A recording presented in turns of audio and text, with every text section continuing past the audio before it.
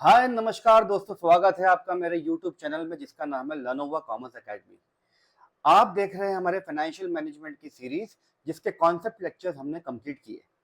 अब बारी है उन कॉन्सेप्ट्स को चेक करने की कि कितना हमें समझ में आया और कितना हमने याद भी किया। तो बिना देरी के चलते हैं हमारे आज के इस लेक्चर में, जो कि पूरा एमसीक्यू बेस्ड होगा। आपकी तैयारी कितनी अच्छी हुई है ये इस बात से समझ में आ जाएगा कि आपको एमसीक्यू बन भी रहे या नहीं। तो बिना देरी के चलते हैं एमसीक्यू लेक्चर की ओर। अगर आपको मेरे लेक्चर अच्छे लगते हैं, पसंद आए, तो प्लीज लाइक कीजिएगा, शेयर कीजिएगा और सब्सक्राइब भी कीजिएगा। और कोई सुझाव भी हो तो प्लीज बेझिझक कमेंट बॉक्स में कमेंट कीजिएगा। तो बिना देरी के चलते हैं हमारे लेक्चर्स की ओर और हम देखते हैं हमारे सबसे पहले एमसीक्यू सीरीज को। तो स्टार्ट करते हैं पहले एमसीक्यू से। आपको समय दिया जाएगा, आप अपना आंसर जो है वो एमसीक्यू का निकाल के रखिएगा, फिर मैं अपना आंसर आपको यह बताऊंगा। तो सबसे पहला एमसीक्यू देखिए। चालू करने से पहले एक बात और कहता हूं आपसे कि ये लेक्चर में जो एमसीक्यू है ये बहुत बेसिक एमसीक्यू से चालू होते होते थोड़े हाई एंड एमसीक्यू तक जाएंगे। तो आपकी तैयारी का अच्छा खासा इवैल्यूएशन हो जाएगा। तो पहला एमसीक्यू आपके सामने जो दिख रहा है वो है,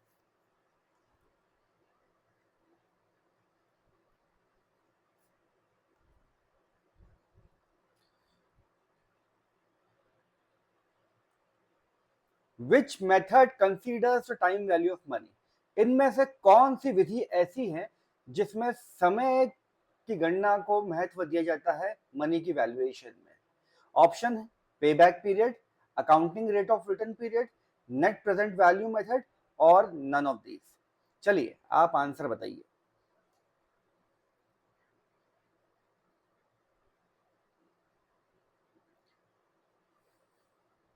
ठीक, तो आई होप आपने आंसर निकाल लिए होंगे। आंसर इस क्वेश्चन का है आपका नेट प्रेजेंट वैल्यू मेथड। ध्यान दीजिएगा, इंपॉर्टेंट टॉपिक है। जैसे कि लेक्चर में भी कहा था थ्योरी के कि टाइम वैल्यू ऑफ मनी पर निर्धारित जो मेथड्स होती है उसमें एक एनपीवी होती है, एक होता है आईआरआर, एक होता है प्रॉफिटेबिलिटी इंडेक्स। ये तीनों की तीनों टाइम वैल्यू ऑफ मनी पर डिपेंड होती है। वही आपका ये जो पेबैक पीरियड है और ये जो accounting rate of return period है ये टाइम वैल्यू ऑफ मनी पर बेस्ड नहीं होता है। आई होप आपने सही आंसर दिया होगा। चलिए बढ़ते हैं नेक्स्ट एमसीक्यू की ओर। ग्रॉस वर्किंग कैपिटल का क्या मतलब होता है? सकल कार्यशील पूंजी से क्या तात्पर्य है? क्या ये करंट एसेट है? क्या ये करंट लाइबिलिटीज है? क्या ये फिक्स्ड एसेट है? या ये नेट एसेट्स है, यानी current assets minus current liability है? तो ग्रॉस वर्किंग कैपिटल का क्या आंसर होगा? चलिए आंसर दीजिए।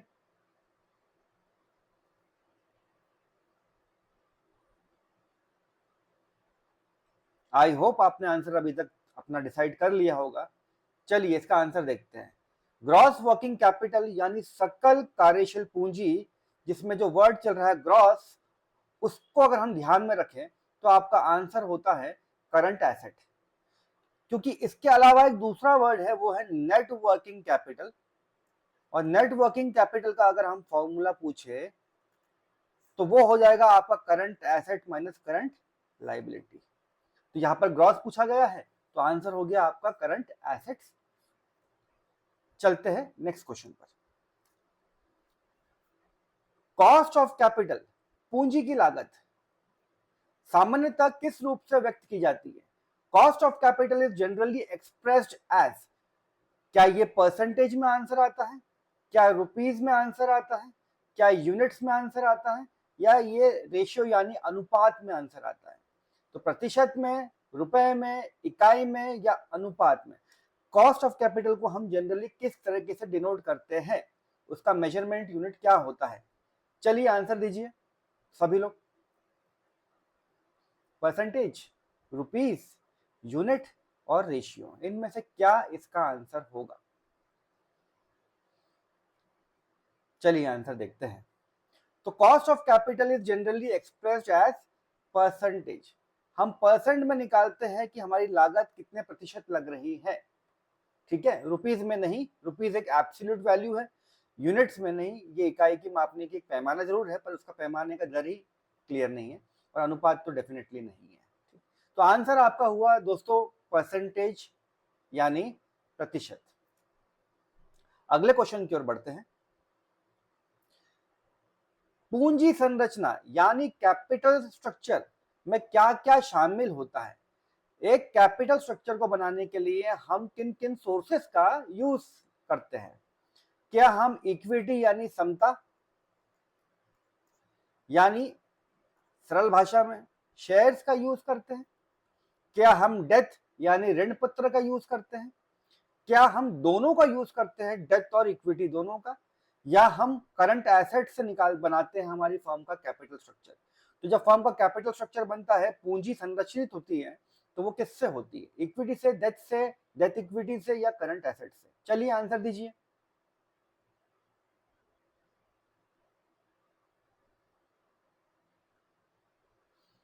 तो भाई आंसर है debt and equity, option number C. तो option number C debt and equity, यही हमारा पूंजी संरचना का मेन आधार है। कितना पैसा हम उधारी से लेंगे और कितना पैसा हम स्वयं लगाएंगे सोर्सेस ऑफ फंड के नाम पर।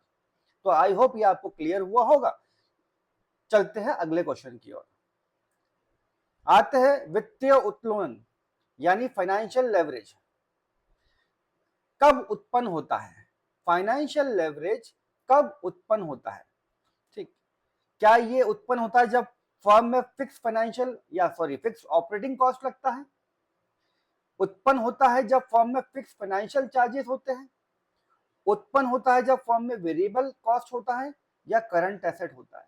स्थायी कार्यशील आपकी लागत, स्थायी वित्तीय चार्जेस, या परिवर्तनशील लागतें, या करंट एसेट यानी चालू संपत्तियां? चलिए आंसर दीजिए फटाफट। फाइनेंशियल लेवरेज उत्पन्न कब होता है? ए, बी, सी, डी में से क्या ऑप्शन सही है?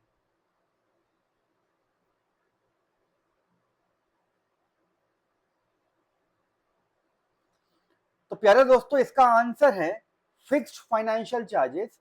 फिक्स्ड फाइनेंशियल चार्जेस यानी इंटरेस्ट जो आप पे करोगे, या तो आपने लोन दे रखा है या तो आपने ऋण पत्र जारी किए जिन पर आपको ब्याज देना है।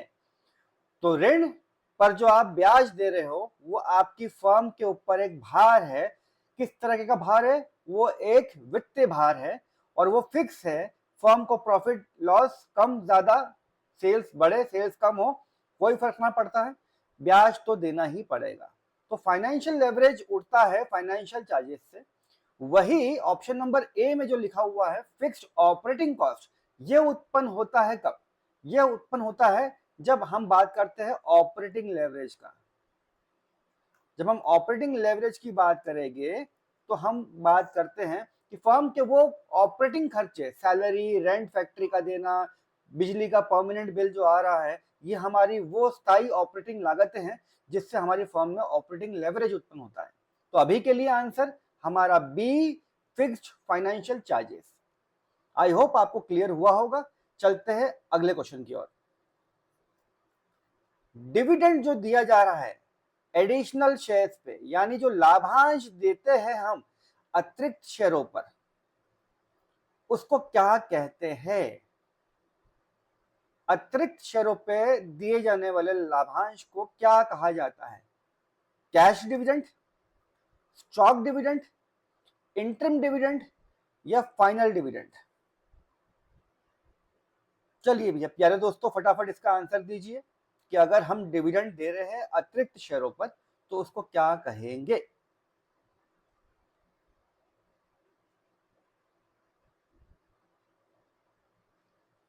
चलिए, आई होप आपने आंसर आपके निकाल लिए होंगे। ठीक, स्टॉक डिविडेंड का मतलब होता है अंश यानी शेयर देना लाभांश के बदले। जब तरलता की कमी होती है फर्म में, जब लिक्विडिटी कम होती है फर्म में, तो फर्म जो होता है वो कैश देने के बजाय स्टॉक दे देता है लाभांश के रूप में। इंटरिम डिविडेंड का मतलब होता है मध्य में, साल के मध्य में अगर हम बीच में साल में डिविडेंड डिक्लेयर कर रहे हैं तो वो इंटरिम डिविडेंड कहलाया। और फाइनल डिविडेंड आपको पता है हम साल के एंड में एनुअल जनरल मीटिंग में डिक्लेयर करते हैं और फिर उनको देते हैं। तो प्यारे दोस्तों, इन ऑप्शन के साथ आपका आंसर जो है आंसर नंबर ए बनता है, कैश डिविडेंड यानी रोकड़ में जो हम पैसा दे रहे हैं, चाहे वो पुराने शेयर पर दे रहे हो, चाहे वो अतिरिक्त शेयर पर दे रहे हो, एडिशनल शेयर पर दे रहे हो, जो हम डिविडेंड दे रहे हैं वो इस प्रकार का है। किस प्रकार का? कैश डिविडेंड है। आई होप आपको ये क्लियर हुआ होगा। और इसी के साथ हम बढ़ते हैं हमारे अगले क्वेश्चन की ओर। डिविडेंड डिस्काउंट मॉडल किसके लिए यूज में लिया जाता है? डिविडेंड डिस्काउंट मॉडल का उपयोग किसकी गणना हेतु किया जाता है?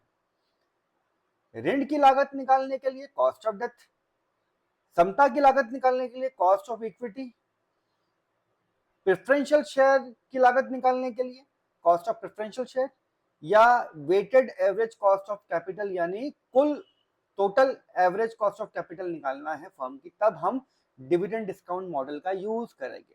हम डिविडेंड डिस्काउंट मॉडल का यूज कब करेंगे? चलिए फटाफट आंसर दीजिए।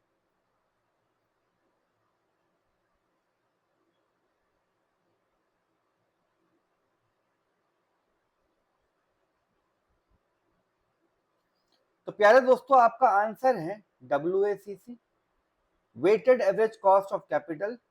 जब हम निकालते हैं ओवरऑल कॉस्ट ऑफ कैपिटल जब फर्म की निकालेंगे, तब हम डिविडेंड डिस्काउंट मॉडल का यूज ले सकते हैं। तो इसी के साथ अगले क्वेश्चन की ओर बढ़ते हैं। और अब आप बताइए कि हाई ऑपरेटिंग लेवरेज का मतलब क्या होगा?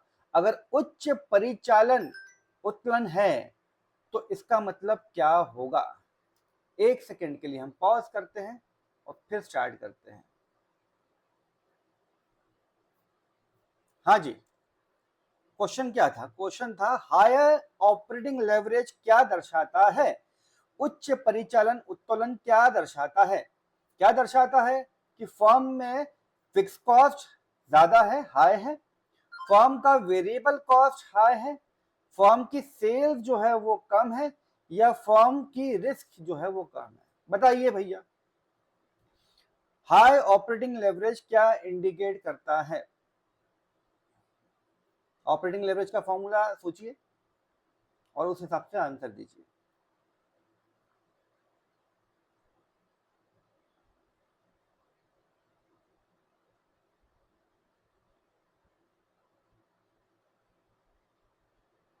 चलिए इसका आंसर देखते हैं। इसका आंसर है, आंसर नंबर है ए, हाई फिक्स कॉस्ट।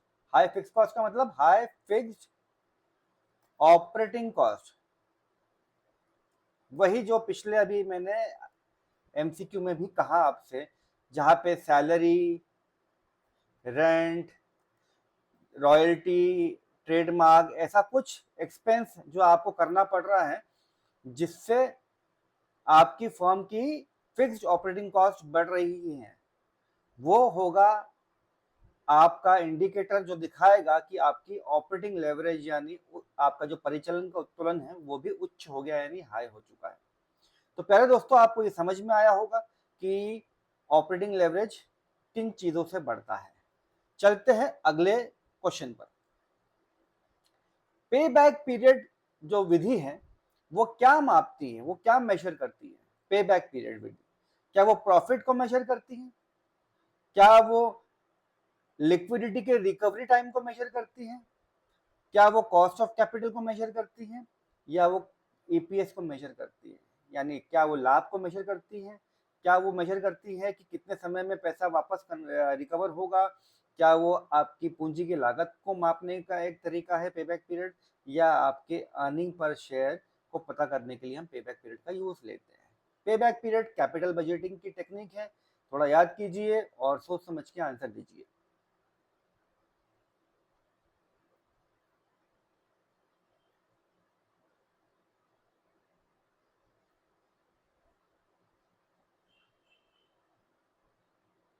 चलिए, तो आपका आंसर है आंसर नंबर बी।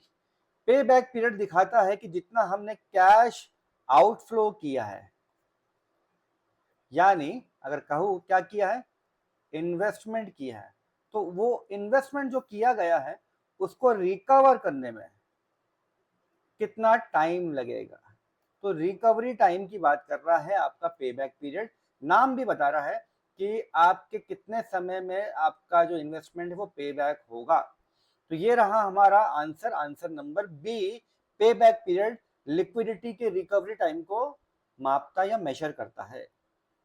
चलिए, बड़ा सिंपल सा क्वेश्चन, बताइएगा नेट वर्किंग कैपिटल NWC क्या होता है फाइनेंस में? क्या वो current asset minus current liability होती है? क्या वो current asset plus current liability होती है? क्या वो फिक्स्ड एसेट माइनस लायबिलिटीज होती है? या वो इक्विटी माइनस डेथ होता है? यानी क्या वो चालू संपत्ति प्लस चालू दायित्व होता है? क्या वो चालू संपत्ति माइनस चालू दायित्व होता है?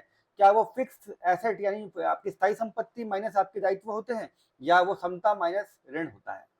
चलिए भैया आंसर दीजिए फटाफट इस क्वेश्चन का, बड़ा सा बेसिक सा क्वेश्चन है। नेट वर्किंग कैपिटल की बात हो रही है, ग्रॉस वर्किंग कैपिटल की नहीं, सोच के आंसर दीजिएगा। तो प्यारे दोस्तों आंसर क्या होगा नेट वर्किंग कैपिटल का? Current asset minus current liability, यानी ऑप्शन नंबर बी। तो current assets minus current liability option number B कहलाता है नेट वर्किंग कैपिटल। वही अगर हम ग्रॉस वर्किंग कैपिटल की बात करें तो वो होता है सिर्फ और सिर्फ करंट एसेट। यहां तक आपको समझ में आ रही होगी चीजें। चलिए आगे बढ़ते हैं अगले प्रश्न की ओर। एडीआर का फुल फॉर्म क्या होता है? एडीआर का पूर्ण रूप क्या होता है? चलिए भैया बहुत सिंपल सा सरल सा क्वेश्चन है, आप सभी को इसका आंसर पता होगा। स्पेलिंग पे ध्यान दीजिएगा, मैंने हर बार कहा है कि पीएससी जब भी ऐसे छोटे छोटे हल्के फुल्के क्वेश्चन पूछता है जिसमें नाम पते होते हैं तो वहां वो स्पेलिंग के साथ जरूर थोड़ा सा छेड़छाड़ करता है ऑप्शंस बनाने में। तो option number A American depository receipt, option number B Asian depository receipt, option number C American debt receipt, और डी एसेट डिपॉजिट रिसीट। क्या है इसमें से एडीआर का फुल फॉर्म?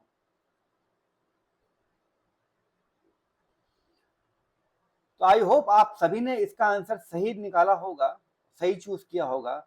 इसका सही ऑप्शन है ऑप्शन नंबर है अमेरिकन डिपॉजिटरी रिसीट। एक और होता है एडीआर के अलावा, एक होता है जीडीआर, जिसमें जी का मतलब होता है ग्लोबल डिपॉजिटरी रिसीट। ध्यान दीजिएगा एडीआर और जीडीआर आपके इंस्ट्रूमेंट्स होते हैं, ठीक है, जहां पे आप इंटरनेशनल फंड्स बोरो करने के लिए इनको यूज में लेते हैं। तो चलते हैं अगले लेक्चर की ओर, अगले एमसीक्यू की ओर। चलिए आई गया है क्वेश्चन जीडीआर, जिसका मतलब होता है ग्लोबल डिपॉजिटरी रिसीट। ये मेनली ट्रेडेड कहाँ होता है, कहाँ कारोबार किया जाता है जीडीआर से? इंडियन मार्केट में, इंटरनेशनल मार्केट में, कमोडिटी मार्केट में, या मनी मार्केट में? बोलिए भैया, मुद्रा बाजार या वस्तु बाजार या आपका इंटरनेशनल मार्केट या इंडियन मार्केट, कहाँ जीडीआर यूज में लिए जाते हैं? चलिए भैया फटाफट फटाफट आंसर बताइए इसका।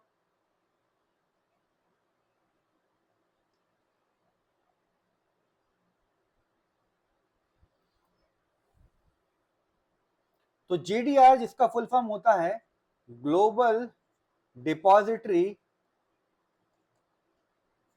रिसीट,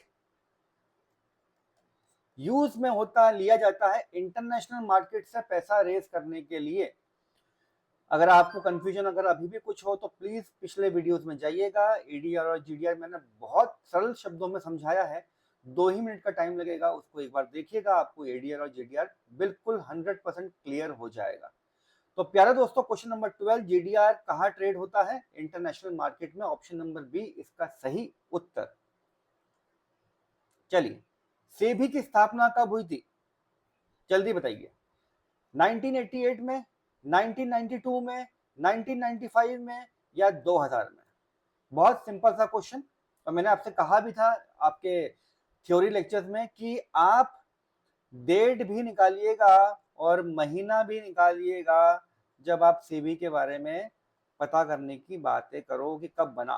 तो डेट मंथ ईयर निकालिएगा, या तो सिर्फ आपसे फिलहाल तो सिर्फ ईयर पूछा जा रहा है। सेबी कब स्टैब्लिश हुआ, स्थापना कब हुई? चलिए ए बी सी डी में से क्या ऑप्शन? तो जी हाँ, इसका करेक्ट आंसर है ए 1988। 1988 वो साल था जब सेबी की स्थापना हुई है। और ध्यान दीजिए सेबी का फुल फॉर्म SECURITIES है। और बीच में एंड भी लगा है, एंड, ठीक है, एंड क्या, सिक्योरिटीज एंड एक्सचेंज, ठीक, एक्सचेंज क्या, बोर्ड है, कहा है, ऑफ इंडिया। ध्यान दीजिएगा फुल फॉर्म की भी स्पेलिंग ध्यान दीजिएगा, स्पेशली ये सिक्योरिटी नहीं है, TY नहीं है, TIES है, ध्यान दीजिएगा, इस अकॉर्डिंगली ही MCQ कीजिएगा सॉल्व। चलिए बढ़ते हैं अगले प्रश्न पर।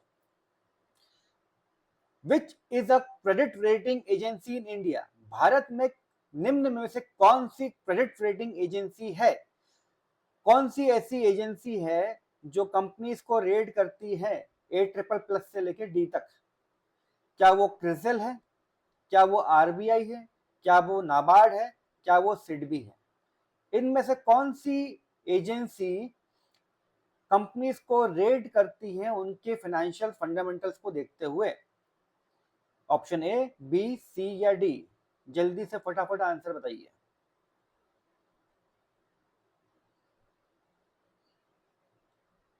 तो आई होप आप सबने option number A he choose किया होगा। RBI सेंट्रल बैंक है, नाबार्ड एग्रीकल्चर बैंक है, एपेक्स इंस्टीट्यूशन, और सिडबी MSME को सपोर्ट करने के लिए बनाया गया एक वित्तीय संस्थान है। तो क्रिसिल जो है वो रेटिंग एजेंसी है इंडिया की, जो कंपनीज को रेट करती है उनकी सॉल्वेंसी के ऊपर। चलिए बढ़ते हैं अगले question number 15। Intrinsic value of the share is generally determined by? Share का आंतरिक मूल्य सामान्यतः किसके आधार पर निर्धारित किया जाता है?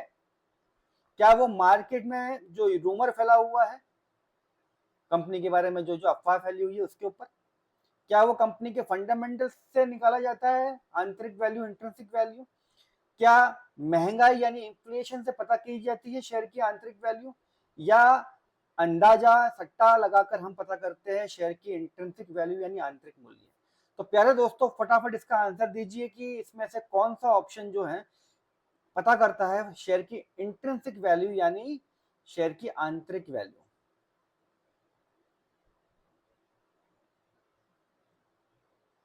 तो बहुत ही बेसिक सा क्वेश्चन है। ऑप्शन नंबर बी इसका सही आंसर है। कंपनी के फंडामेंटल्स यानी कंपनी के बुक्स ऑफ अकाउंट को चेक करके एजेंसीज निकालती हैं शेयर की इंट्रिंसिक वैल्यू। तो आंतरिक वैल्यू अगर निकालना है तो उसके लिए आप कंपनी के फंडामेंटल्स, बुक्स ऑफ अकाउंट जो बनते हैं, ठीक, उनको हम एक बार अच्छे से उसका अवलोकन करें, एनालिसिस करें, और वहीं से हमें पता चलता है शेयर की इंट्रिंसिक वैल्यू। तो भाई अगले क्वेश्चन की ओर चलते हैं, क्वेश्चन नंबर 16। WACC का फुल फॉर्म क्या होता है? बहुत ही बेसिक सा सरल सा question. Option number A weighted average cost of capital, option number B working average cost of capital, option number C weighted asset capital cost, या option number D none of these. तो देखिए जैसे PSC हर बार पूछता है वैसे ही उसी प्रकार का कुछ एक क्वेश्चन आपके सामने आया है।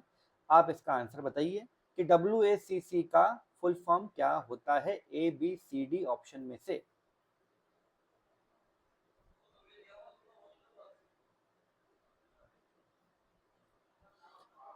तो आई होप आपने अपने आंसर चुन लिए होंगे। इसका सही आंसर है option number A weighted average cost of capital, जो कि बनता है किससे? Weight into cost of equity plus weight into cost of debt plus weight into cost of preferential share plus weight into cost of retained earning. ये आपके weighted average cost of का capital का formula भी है। तो इतना थोड़ा सा आप ध्यान दीजिएगा। तो प्यारे दोस्तों 16 क्वेश्चन हमने कर लिए हैं। 1 मिनट का ब्रेक लेते हैं, मैं तुरंत वापस आता हूँ पानी पीकर। हाँ जी, तो क्वेश्चन नंबर 16 हमने कर लिया था। A weighted average cost of capital जो है वो WACC का फुल फॉर्म होता है। चलते हैं अगले क्वेश्चन पर। अच्छा क्वेश्चन है, क्वेश्चन नंबर 17। किसी भी प्रोजेक्ट को हम कब एक्सेप्ट करेंगे, किसी भी परियोजना को हम कब स्वीकार करें? ये क्वेश्चन NPV मेथड के लिए बना हुआ है, नेट प्रेजेंट वैल्यू मेथड के लिए। ऑप्शन ए जब NPV की वैल्यू 0 से कम हो, जब एनपीवी की वैल्यू 0 से ज्यादा हो, बराबर हो, जब एनपीवी की वैल्यू 0 से ज्यादा हो, या इनमें से कोई नहीं। Option number A B C D में से क्या आंसर होगा? हम एनपीवी प्रोजेक्ट को के थ्रू किसी प्रोजेक्ट को चूज करेंगे या नहीं करेंगे, ये किस बात पर डिपेंड करता है? Option number A B C D से आंसर दीजिए।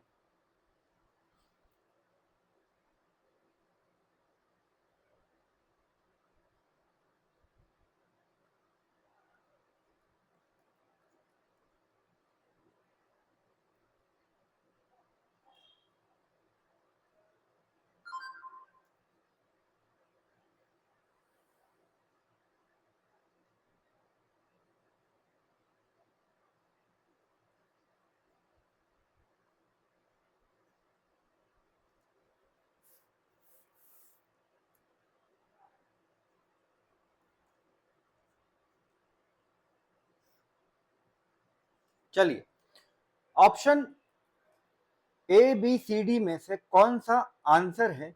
एनपीवी जब 0 के बराबर होगा, 0 से कम होगा या 0 से ज्यादा होगा, हम प्रोजेक्ट को कब चूज करेंगे? तो हम प्रोजेक्ट को तब चूज करते हैं जब हमारा कैश इनफ्लो हमारे कैश आउटफ्लो से ज्यादा होता है। यानी अगर कैश इनफ्लो 100 है और कैश आउटफ्लो भी 100 है, तो फिर हमारी एनपीवी तो क्या आ गई? 0। हम प्रोजेक्ट को चूज करें ना करें, एक ही बात है। हम प्रोजेक्ट को तब चूज करते हैं जब हमारा कैश इनफ्लो ज्यादा होता है हमारे कैश आउटफ्लो से। यानी जब पॉजिटिव एनपीवी आए तब हम प्रोजेक्ट को चूज करते हैं। तो इस हिसाब से ऑप्शन नंबर सी जो है वो ये बता रहा है कि हमारी एनपीवी पॉजिटिव कब होगी? जब वो ज्यादा होगी 0 से। यानी जब एनपीवी इज मोर देन 0, तभी हम किसी प्रोजेक्ट को चूज करेंगे, किसी परियोजना में हाथ डालेंगे। तो यहां तक आपको समझ में आया प्यारे दोस्तों? आगे बढ़ते हैं नेक्स्ट टॉपिक की ओर। चलिए, बड़ा बेसिक सा क्वेश्चन, ईबीआईटी का फुल फॉर्म क्या होता है? ईबीआईटी का फुल फॉर्म बताइए। Earning before interest and tax, earning before income tax, equity before interest tax, या इनमें से कोई नहीं। 4 ऑप्शन है आपके सामने। ईबीआईटी का फुल फॉर्म बताइए। Earning before interest and tax, earning before income tax, equity before interest tax, या final option option number D, इनमें से कोई नहीं। तो फटाफट फुर्ती से बताइएगा कि इसमें से ईबीआईटी का फुल फॉर्म क्या है। तो आई होप आप सबने सही आंसर चूज किया होगा। इसमें इसका आंसर है answer number A, earning before interest and tax. तो अर्निंग्स जो कि आपके इंटरेस्ट देने के पहले और टैक्स देने के पहले कंपनी ने अर्न करी है या कमाई है, उसको हमने नाम दिया ईबीआईटी। तो ध्यान दीजिएगा भाई, ईबीआईटी का फुल फॉर्म क्या होता है।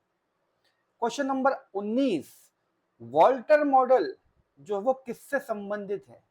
वॉल्टर ने मॉडल दिया था, एक और था गॉर्डन भी था, ठीक है, एमएम भी था, 3 मॉडल थे आपके। तो वॉल्टर मॉडल किससे संबंधित है? क्या वो कैपिटल बजटिंग से संबंधित था? क्या वो डिविडेंड पॉलिसी से संबंधित है? क्या वो कॉस्ट ऑफ कैपिटल से संबंधित है? या वो वर्किंग कैपिटल से संबंधित है? ध्यान दीजिएगा, गॉर्डन और वॉल्टर ने कहा था रेलेवेंट होता है मामला, और मोदी गिलानी ने कहा था एमएम थ्योरी में कि रेलेवेंट नहीं होता है। अगर विदाउट टैक्स की हम बात करें तो टैक्स वाले केस में रेलेवेंट होता था। तो बताइए, वॉल्टर मॉडल जो है वो इनमें से आपने कहाँ पढ़ा था? डिविडेंड पॉलिसीज में पढ़ा था, कैपिटल बजटिंग में पढ़ा था, कॉस्ट ऑफ कैपिटल कैलकुलेशन में पढ़ा था, या वर्किंग कैपिटल कैलकुलेशन में पढ़ा था? तो प्यारे दोस्तों, इसका ऑप्शन आंसर है option number B, dividend policy. जब हम डिविडेंड पॉलिसी पढ़ते हैं तो हम कहते हैं कि डिविडेंड जो है वो देना है या नहीं देना है, ये इंपॉर्टेंट फैक्टर है, क्योंकि इससे डिसाइड होगा कि फर्म की वैल्यू बढ़ेगी या नहीं बढ़ेगी। यानी रेलिवेंसी थ्योरी की बात चल रही थी, अगर आपको याद हो तो, कि डिविडेंड एक रेलेवेंट फैक्टर है, बहुत इंपॉर्टेंट फैक्टर है, जो डिसाइड करेगा कि फर्म की वैल्यू जो है वो एप्रिशिएट होगी या नहीं होगी। तो option number B, dividend policy, Walter model से संबंधित है, या वॉल्टर मॉडल डिविडेंड पॉलिसी से संबंधित है। चलते हैं अगले क्वेश्चन पर। क्वेश्चन नंबर बी, एक अनुकूल पूंजी संरचना क्या होती है? What is optimum capital structure? तो क्या ऑप्शन है? क्या एक ऑप्टिमम कैपिटल स्ट्रक्चर का मतलब होता है जहां पे फर्म की वैल्यू मैक्सिमाइज हो जाए, या फर्म के जो विक्रय यानी सेल्स है वो कम से कम हो जाए, या फर्म के जो खर्चे हैं वो बढ़ जाए, या फर्म की जो एसेट है, संपत्ति है, वो कम हो जाए। तो बहुत ही बेसिक सा क्वेश्चन है। आई होप आपको इसका आंसर दिख भी गया होगा, और यही पूरे एफएम की जान है। जब हम पूरा फाइनेंशियल मैनेजमेंट पढ़ते हैं तो उसमें हम इन चारों ऑप्शन में से किसी एक ऑप्शन की बात करते हैं कि मूल जो सिद्धांत है, मूल जो हमें जो आउटकम चाहिए, वो इन चारों में से कुछ एक है। तो एक अनुकूल पूंजी संरचना क्या होती है? तो प्यारे दोस्तों, फटाफट से आंसर दीजिए। ए बी सी डी में से आपके हिसाब से कौन सा ऑप्शन सही है? तो आंसर है ए।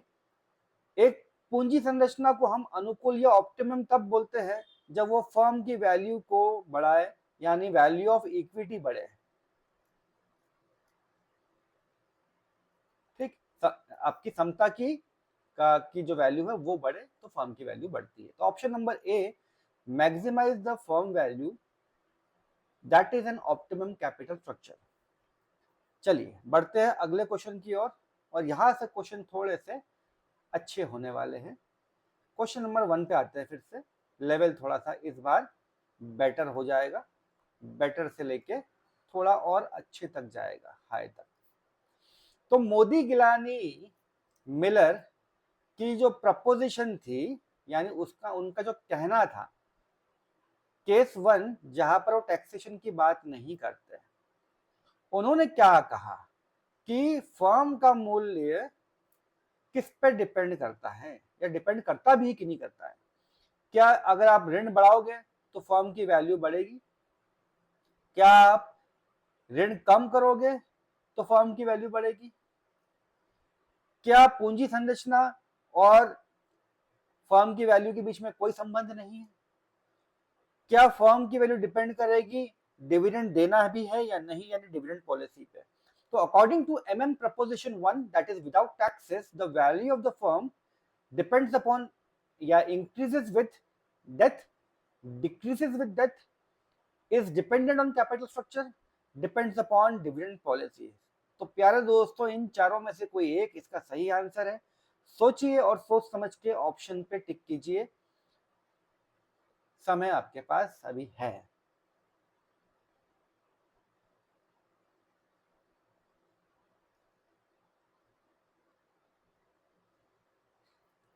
तो भाई, फर्म की वैल्यू मोदी गिलानी मिलर के हिसाब से, एमएम थ्योरी के हिसाब से, जब टैक्सेशन नहीं होगी, जब टैक्सेशन नहीं होगी तो भाई कैपिटल स्ट्रक्चर का कोई लेना देना नहीं होगा। पेन फिर से हैंग हो गया है, तो पेन फिर से हैंग हो रहा है। तो ऑप्शन नंबर सी इसका सही आंसर है। अगर टैक्सेशन नहीं है हमारी इकोनॉमी में तो फर्म की वैल्यू का कोई लेना देना नहीं है कैपिटल स्ट्रक्चर के साथ, यानी आप पूंजी संरचना जैसी चाहो वैसी करो, फर्म की वैल्यू पर कोई फर्क पड़ने वाला नहीं है। वही अगर टैक्स होता तो फर्म की वैल्यू बढ़ती टैक्स के साथ साथ। तो टैक्स अगर बढ़ाते तो उससे टैक्स शील्ड होता, टैक्स का बेनिफिट मिलता और फर्म की वैल्यू बढ़ती।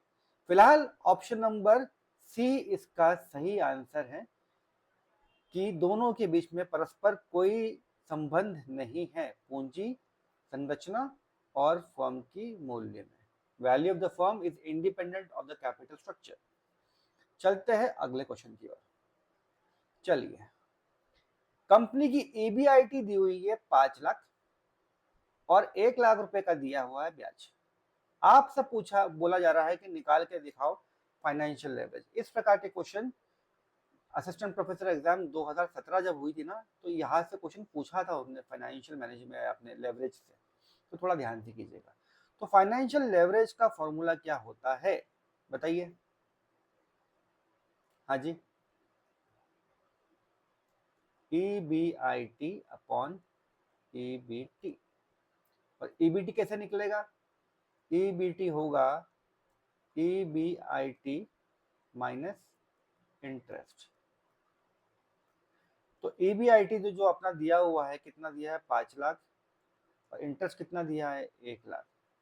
तो 5 लाख में से 1 लाख हटाया है तो बचे कितने 4 लाख। तो यहाँ पर लिख रहा हूँ मैं EBIT आपका 5 लाख और आपका EBT हो गया 4 लाख।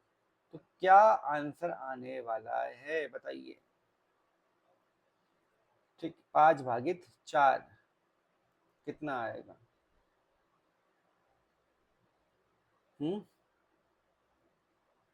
करिए, चलो करो, मैं भी करता हूँ, चलो कर ही देते हैं। छोटा सा क्वेश्चन है, 5 एकम 4 एकम 4, 1 बचा, पॉइंट लगा के 0 लिया तुमने, 2 से 8 हुआ, फिर 2 बचा, ठीक, फिर 5 से किया, 4×5 = 20। आपका सही ऑप्शन है ऑप्शन नंबर बी 1.20। देखिए बहुत क्लोज कॉल है, 1.2 भी था और 1.25 भी था। बिना संकोच के और अपने आप को अकलमंद ना समझते हुए कैलकुलेट कर लीजिए।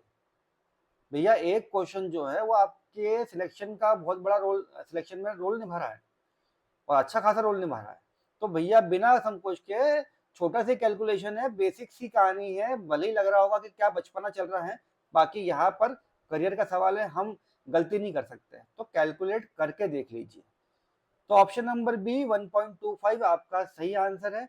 फाइनेंशियल लेवरेज का फॉर्मूला आप याद कर लीजिएगा, EBIT/EBT इसका फॉर्मूला होता है और वैल्यू पुट कीजिए, आपको आपका आंसर मिल जाएगा।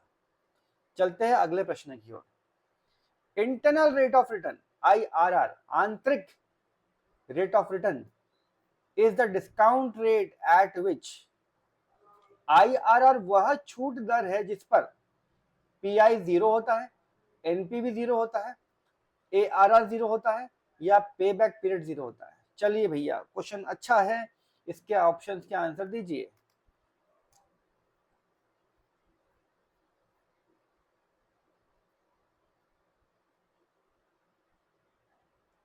चलिए बताइए क्या ऑप्शन इसका सही है।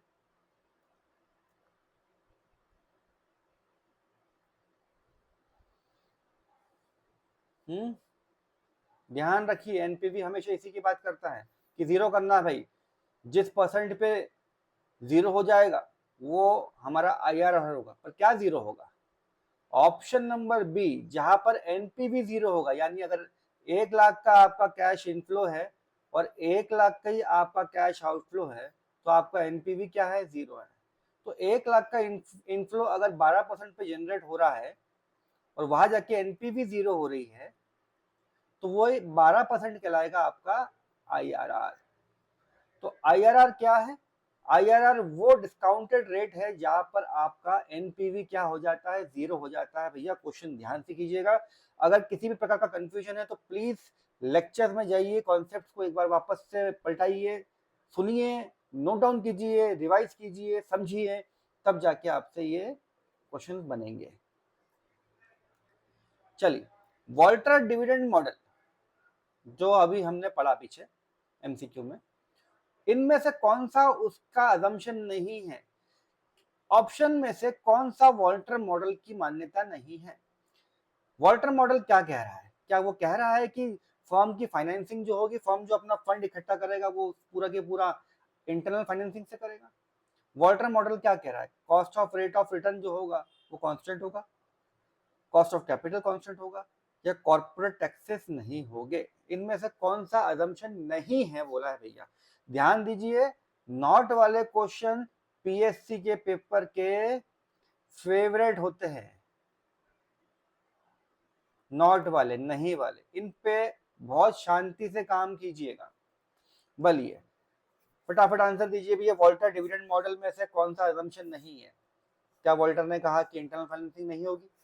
क्या वॉल्टर ने कहा कि रेट ऑफ रिटर्न कांस्टेंट नहीं होता है? क्या वॉल्टर ने कहा कि कॉस्ट ऑफ कैपिटल कांस्टेंट नहीं रहती है? क्या वॉल्टर ने कहा कि कॉर्पोरेट टैक्सेस नहीं होंगे? कौन सा नहीं है? तो प्यारे दोस्तों, आई होप कि आपने आंसर चूज कर लिया होगा। इसका आंसर है ऑप्शन नंबर डी।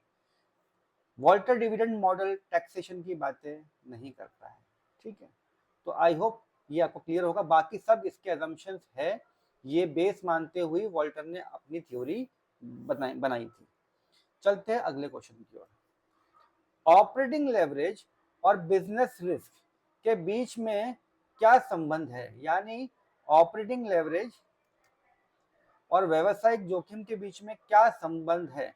क्या ऑपरेटिंग लेवरेज बढ़ेगा तो जोखिम भी बढ़ेगा, क्या ऑपरेटिंग लेवरेज बढ़ेगा तो जोखिम कम होगा, या वाइसा वर्सा। बताइए। ए, दोनों के बीच में विपरीत संबंध है, इनवर्स, दोनों के बीच में डायरेक्ट संबंध है, या दोनों के बीच में संबंध है ही नहीं, या चौथा कि संबंध है, अनुपातिक है, प्रोपोर्शनल है, एट अ लो सेल्स। अगर लो सेल्स होगा तो संबंध होगा, लो सेल्स के बाद संबंध नहीं होगा।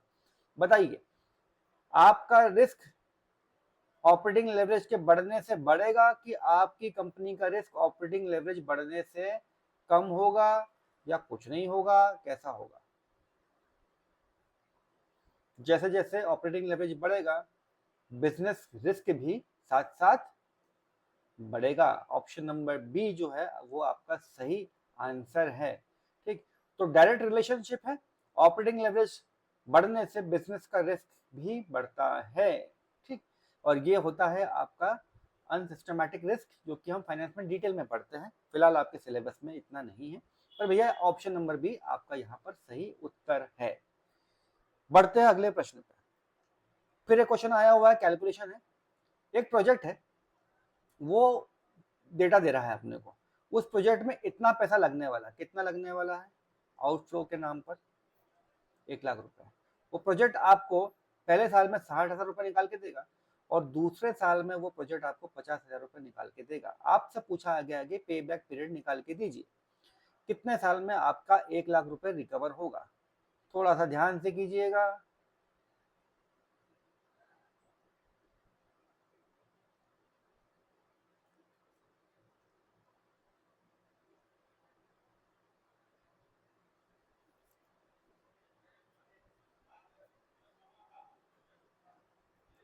चलिए देखते हैं।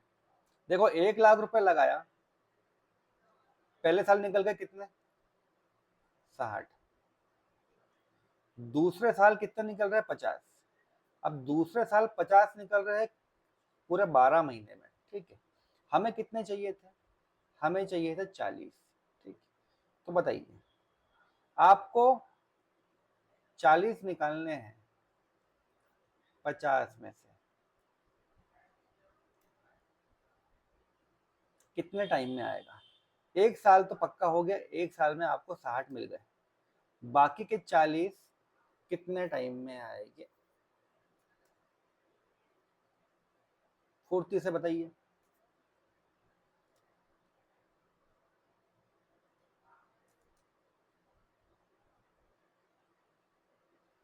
तो भैया 1 साल तो लगना है 60 रिकवर करने में, और बाकी लगना है 0.80 ईयर बाकी के 40 निकालने में।